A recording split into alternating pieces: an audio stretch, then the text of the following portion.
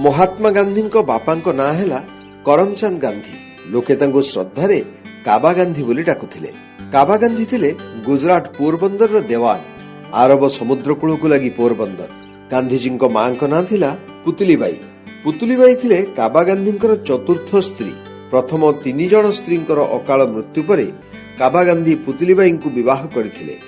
पुतलीबाई चतुर्थ संतान थिले मोहनदास करमचंद गांधी। गांधी पूर्वर पुतलीबाई आउ 3टी संतान थिले, 2टी पुओ और गोटे झियो। पुओ ना थिला लक्ष्मी दास, कर्षण दास एवं झियर ना थिला रालियत। 1869 मसीहा अक्टोबर मास 2 तारिख रे पुतलीबाई चतुर्थ संतान जन्म होइथिले। पुतलीबाई प्रसूति पई गांधी परिवार रहुथिबा तळ मोहलार एक अंधारुआ घरे एंतुड़ीशालर व्यवस्था होइथिला। पुत्र संतान जन्म बेले पुतलीबाई पाखरे परिवार लोक केही नथिले। पाखरे केवल धाईटीए थिला।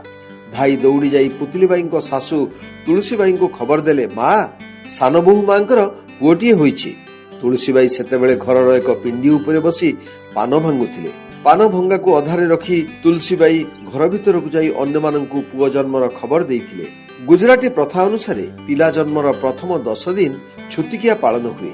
एई छुतिका दिन भितरु दिने जेजेमा तुलसीबाई पुतलीबाई एंतुड़ीशाल पाखकु गले। बाहर छिड़ा होई धाई हातरे नवजन्मित पुओ को आनिले। किछि समय ताकु देखिले एवं पुओर नामकरण कले। कहिले यार ना हेबो मोहनदास करमचंद गांधी। एई नाटी किपरि बड़ लागिला तुलसीबाई को।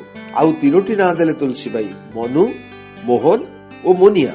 तुलसीबाई कहले से एहाकु निजे मोनिया डाकिबे। बापा काबा गांधी एवं मां पुतलीबाई गांधी को मनु नारे डाकंती। बंधु सीएफ एंड्रूज गांधी ना थिला मोहन एवं गांधी स्कूल ना थिला मोहनदास करमचंद गांधी, संक्षिप्त रे एमके गांधी। गुजरात रो काठियावाड़ पोरबंदर रे गांधी जन्म होइथिला 1869 मसीहा अक्टोबर मास 2 तारिख।